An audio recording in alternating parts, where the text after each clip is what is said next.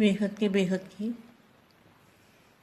परम परम परम महाशांति है, महाशांति है, महाशांति है।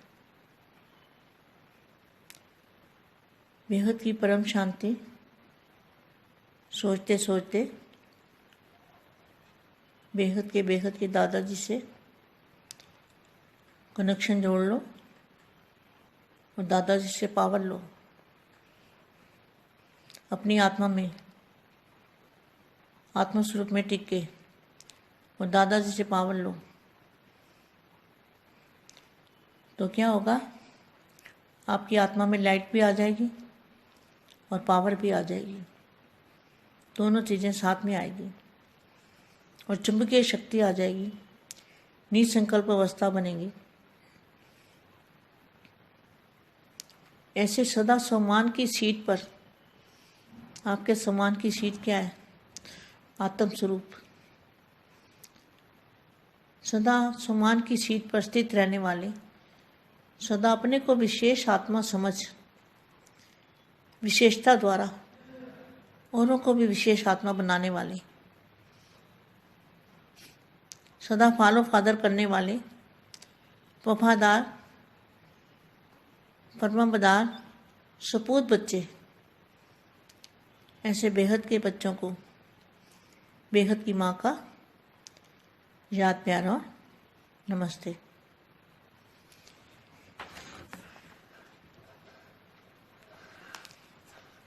हर एक अपनी श्रेष्ठ तकदीर को जानते हो? कितनी श्रेष्ठ तकदीर कर्मों द्वारा बना रहे हो? कौन सा कर्म कर रहे हो? विश्व परिवर्तन का कर्म, विश्व कल्याण का कर्म, आत्मस्वरूप में रहने का कर्म। जितने श्रेष्ठ कर्म उतनी तकदीर की लकीर लंबी और स्पष्ट। जैसे हाथों द्वारा तकदीर देखते हैं ना, तो क्या देखते हैं? लकीर लंबी है, बीच बीच में कट तो नहीं रही। ऐसे यहाँ भी ऐसा ही है। अगर सदा श्रेष्ठ कर्म वाले हैं तो तकदीर की लकीर भी लंबी और सदा के लिए स्पष्ट और श्रेष्ठ है। अगर कभी कभी श्रेष्ठ, कभी साधारण, तो लकीर में भी बीच बीच में कट हो जाता है। अविनाशी नहीं होगा। कभी रुकेंगे, कभी आगे चलेंगे। इसलिए सदा श्रेष्ठ कर्मधारी बाप ने तकदीर बनाने का साधन दे दिया है। बापू जी ने कौन सा तकदीर बनाने का साधन दिया है? कि बेहद की कला में, आत्म स्वरूप में बेहद के दादाजी से कनेक्शन जोड़ के और जितनी चाहो खजाना लूटो, जितनी चाहे पावर ले लो, जितनी चाहे कमाई कर सकते हो। हर कदम में पद्मों की कमाई, हर सेकंड में पद्मों की कमाई कर सकते हो। श्रेष्ठ कर्म कितना सहज तकदीर बनानी। श्रेष्ठ कर्म कितना सहज है तकदीर बनानी। श्रेष्ठ कर्म करो और पद्मा पद्म भाग्यशाली की तकदीर प्राप्त करो। श्रेष्ठ कर्म का आधार है श्रेष्ठ समृद्धि। श्रेष्ठ कर्म का आधार क्या है? श्रेष्ठ समृद्धि। तो श्रेष्ठ समृद्धि कौन सी है? सबसे श्रेष्ठ समृद्धि है दादाजी की याद। और बेहद की कला के परम धाम में, बेहद की कला के परम धाम में दादाजी की जो याद है वो है श्रेष्ठ समृद्धि। तो तकदीर बनाना, श्रेष्ठ कर्म करो और पद्मा पद्म भाग्यशाली की तकदीर प्राप्त करो। श्रेष्ठ कर्म का आधार है श्रेष्ठ समृद्धि। श्रेष्ठ बाप की समृद्धि में रहना अर्थात श्रेष्ठ कर्म होना। कितना अच्छा महावाक्य है। श्रेष्ठ बाप की समृद्धि में रहना अर्थात श्रेष्ठ कर्म होना। ऐसा तकदीरवान बने हो ना। तकदीरवान तो सभी है, लेकिन श्रेष्ठ है या साधारण, इसमें नंबर है। तो सदा के लिए तकदीर की लकीर खींच ली है या छोटी सी खींच ली है? लंबी है ना। तो अविनाशी है। बेहद के बच्चों की जो तकदीर की लकीर है वो अविनाशी है, बीच बीच में ख़त्म होने वाली नहीं है, सदा चलने वाली है। ऐसे तकदीरवान, अब के भी तकदीरवान और अनेक अविनाशी तकदीरवान सभी अपने को इस ड्रामा के अंदर बाप के साथ स्नेही और सहयोगी आत्मा हैं ऐसा समझकर चलते हो। हम आत्माओं को इतना श्रेष्ठ भाग्य मिला है, यह एक्यूपेशन सदा याद रहता है। जैसे लौकिक एक्यूपेशन वाले आत्मा के साथ भी कार्य करने वाले को कितना ऊंचा समझते हैं। जैसे कोई बहुत बड़ा आदमी होता है तो उसके साथ काम करने वालों को भी बहुत बड़ा समझते हैं ना। ऐसे हम बेहद के बापू जी के साथ हैं, बेहद के दादाजी के साथ हैं, तो हम भी ऊंची तकदीर वाले बन गए। हम आत्मा को इतना श्रेष्ठ भाग्य मिला, यह एक्यूपेशन सदा याद रहता है। जैसे लौकिक एक्यूपेशन वाली आत्मा के साथ भी कार्य करने वाले को कितना ऊंचा समझते हैं, लेकिन आपका पाठ, आपका कार्य सेम बाप के साथ है तो कितना श्रेष्ठ पाठ हो गया।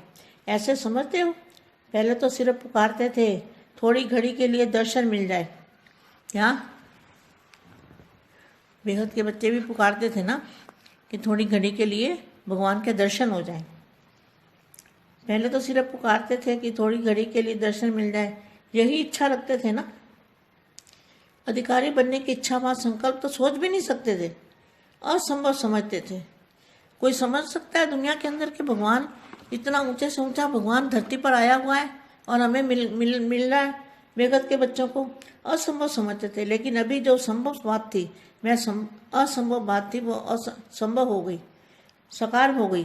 क्या लेकिन अभी जो असंभव बात थी वह संभव और साकार हो गई। तो साकार में बापूजी मिले, साकार में ऊंचे से ऊंचा भगवान मिला, तो बात साकार हो गई ना वो। तो यह स्मृति रहती है, सदा स्मृति रहती है कि कभी कभी, अगर कभी कभी रहती है तो प्राप्ति क्या करेंगे। कभी कभी राज्य मिलेगा, कभी राजा कभी प्रजा, तो सदा के राजयोगी वही सदा के राधे हैं। अधिकार तो अविनाशी और सदा काल का है। जितना समय आपने गारंटी दी है आधा, फिर क्या लिखा है, यह सितारों का अलौकिक संगठन है। जो बेहद के बच्चों का संगठन है, यह सितारों का अलौकिक संगठन है। हर सितारे में अपनी अपनी विशेषता है। हर एक सितारा आवश्यक है और महत्वपूर्ण कार्य करने वाला है। जिस बाप को शास्त्रों, धर्म, विज्ञान, राज्य आदि की अथॉरिटी वाले नहीं जानते, केवल आह्वान कर रहे हैं, आप सब उस बाप के मिलन मना रहे हो। यह विशेषता की महानता आप सभी की है। आप सभी गुणवान हो, महान हो, चैतन्य तारामंडल के शोभा हो। तो यह सम्मान की इस सीट पर सेट रहो, सदा हर्षित रहो। परम शांति, बेहद की परम परम परम महाशांति है, महाशांति है, महाशांति है। పరం శాంతి. బేహద్ ఆత్మిక పరివారమునకు, ఆత్మిక సోదరి సోదరులకు బేహద్ మా ఇచ్చినటువంటి దివ్య సందేశము, మీరు చాలా శ్రేష్టమైనటువంటి భాగ్యశాలి ఆత్మలు. ఎలాంటి భాగ్యము అంటే, శ్రేష్ట కర్మల యొక్క భాగ్యము, విశ్వ కళ్యాణము అనేటువంటి కర్మల భాగ్యము, విశ్వ పరివర్తన కోసం చేసేటువంటి కర్మ భాగ్యము,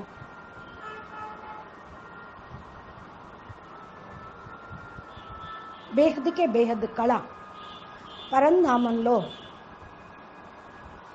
చేసినటువంటి శ్రేష్ట సంకల్పాల యొక్క స్మృతి యొక్క భాగ్యము. శ్రేష్టాతి శ్రేష్టమైన బాపు స్మృతిలో ఉండటమే అన్నిటికంటే శ్రేష్టమైన కర్మ. దీని గురించి చెప్పినటువంటి మా హిందీ వీడియో ఇప్పటి వరకు మీరు విన్నారు. దానికి తెలుగు అనువాదం. బేహద్కే బేహద్ పరం పరం మహాశాంతి హై, మహాశాంతి హై, మహాశాంతి హై. బేహద్ పరం శాంతిని ఆలోచించడంతో, బేహద్కే బేహద్ దాదాజీతోటి కనెక్షన్ జోడించడంతో, పవర్ని తీసుకుంటూ తమ యొక్క ఆత్మ లోపలికి ఆత్మస్వరూపంలో స్థిరంగా ఉంటూ దాదాజీ నుండి పవర్ తీసుకోండి. మీరు మీ యొక్క ఆత్మ లోపల లైట్ అనేది వచ్చేస్తుంది, పవర్ కూడా వస్తూ ఉంది. 2 రకాల వస్తువులు అనగా లైటు, పరమతత్వము, పరమ పవరు, ఈ 2 కూడా మీరు వెంట తీసుకొని వెళ్ళాలి. ఇది మీ దగ్గర అయస్కాంత శక్తిలాగా పనిచేస్తూ ఉంటుంది. ఈ యొక్క అయస్కాంతం యొక్క శక్తి అందరినీ మీ వైపుకు లాగుతుంది. ఇది నిస్సంకల్ప స్థితిని తయారు చేస్తుంది. సదా స్వమానం అనే సీటు పైన కూర్చోబెడుతుంది. ఆత్మస్వరూపమే మీ యొక్క స్వమానం. సదా స్వమానం అనే సీటు పైన స్థిరంగా ఉండండి. సదా విశేషమైన ఆత్మలుగా భావించండి.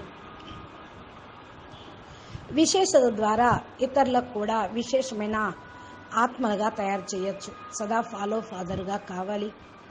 వఫాదార్, నమ్మకస్తులుగా, విశ్వాసపాత్రులుగా, సుపుత్రులుగా ఉంటే మీరు బేహద్దు ప్రాప్తిని పొందుతారు అంటూ బేహద్దు పిల్లలకి, ఇలాగ సుపుత్రులైన పిల్లలకి బేహద్దు మా హృదయపూర్వకంగా నమస్కారం చెప్తూ ఉన్నారు.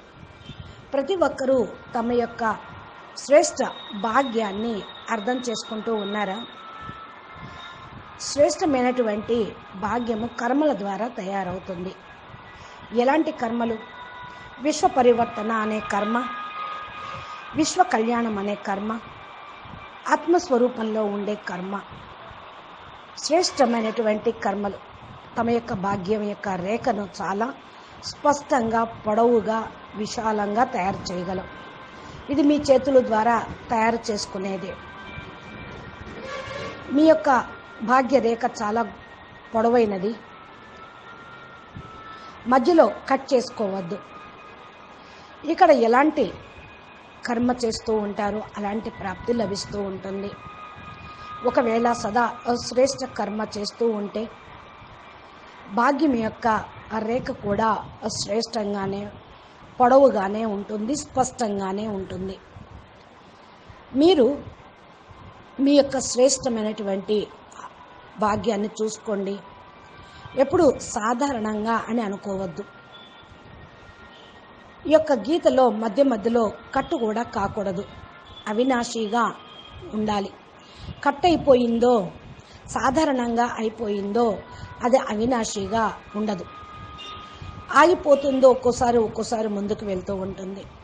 సదా శ్రేష్ఠ కర్మధారిగా ఉంటూ బాపు యొక్క భాగ్యాన్ని పొందేటువంటి ఆత్మలుగా, మీరు బాపు ద్వారా భాగ్యాన్ని పొందేటువంటి ఆత్మలుగా సాధన చేస్తూ ఉండండి.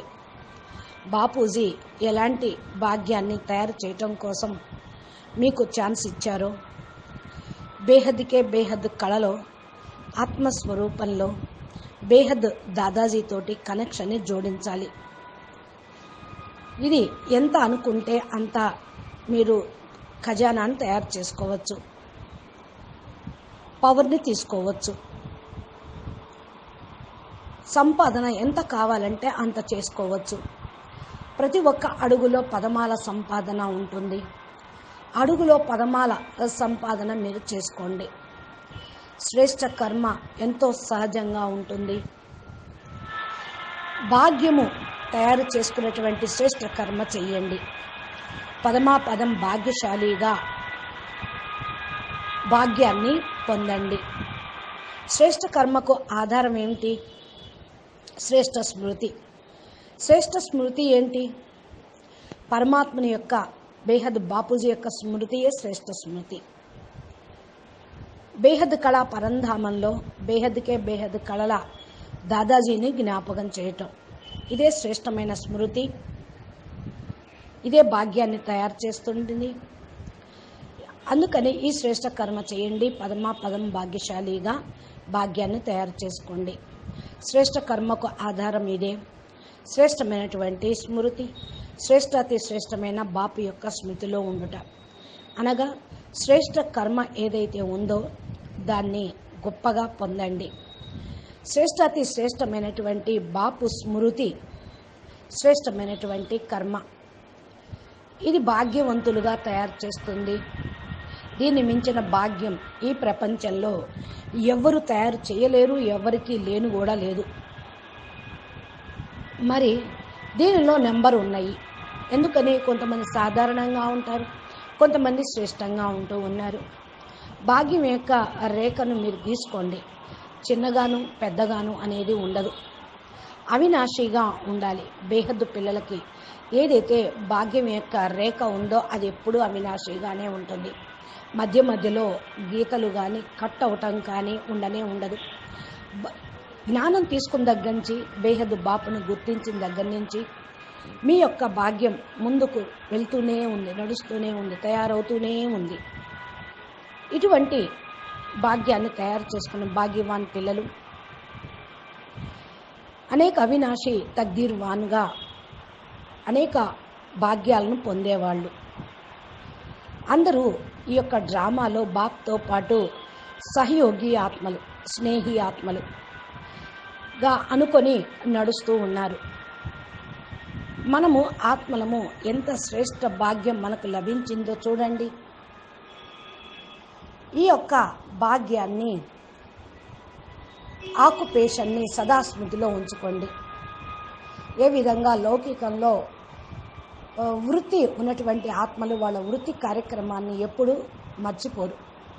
అది చాలా ఉన్నతంగా భావిస్తారు, చాలా గొప్ప వాళ్ళుగా వాళ్ళు అవుతారు కూడా. వృత్తి అనేది చిన్నది పెద్దది ఉండదు. మనసు పెట్టి హృదయపూర్వకంగా ఎంతెంత చేస్తూ ఉంటారో అంత భాగ్యాన్ని పొందుతూ ఉంటారు. కాబట్టి చాలా గొప్పగా అర్థం చేసుకోవాల్సిన విషయము, మనం బేహద్దు బాపూజీతో పాటు ఉన్నాం, బేహద్దు దాదాజీతో పాటు ఉన్నాం. మనం కూడా ఉన్నతమైన భాగ్యాన్ని పొందినటువంటి ఆత్మలం. మనము ఎంతో శ్రేష్ఠ భాగ్యాన్ని లభించింది మనకి.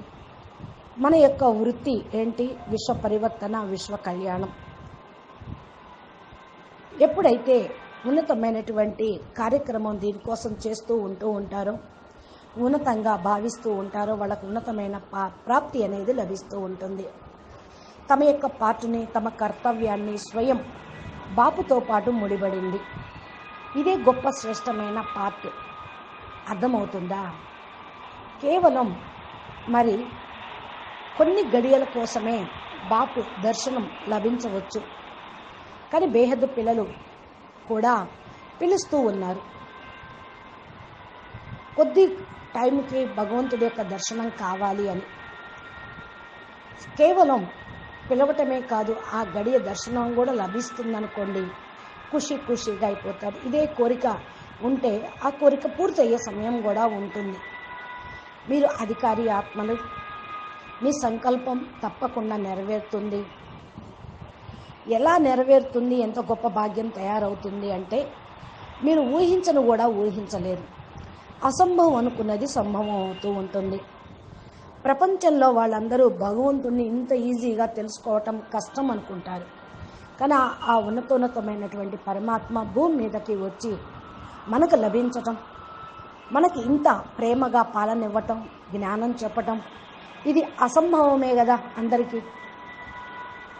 కానీ మనకు సంభవమైంది, తేలికగానే లభించారు. కానీ ఇప్పుడు అందరూ అసంభవం అని అనుకుంటూ ఉంటారు. కానీ ఇప్పుడు కూడా దాదాజీ కలుసుకునేటువంటి సమయం లేదు, కలుసుకునేటువంటి పాత్ర పూర్తయింది. ఇప్పుడు అసంభవమే అవుతూ ఉంటుంది. కానీ సంభవం అవ్వచ్చు, అది కూడా. సాకార పాత్ర అయిపోయింది అనేది లేదు. సాకారము ఉన్నారు భూమి మీద, సాక్షాత్కారాలు చేయించినప్పుడు కనపడటం, దర్శనం ఇవ్వటం జరుగుతుంది. సాకారంలో బాపూజీ లభించారు, సాకారంలో ఉన్నతమైన భగవంతుడు లభించారు. బాపు సాకారంగా ఉన్నారు, ఆ స్మృతిలో ఉంచుకోండి. సదా స్మృతి స్వరూపంగా కండి, అప్పుడప్పుడు కాదు. ఒకవేళ అప్పుడప్పుడు ఉన్నారు అంటే ప్రాప్తి ఏం లభిస్తుంది?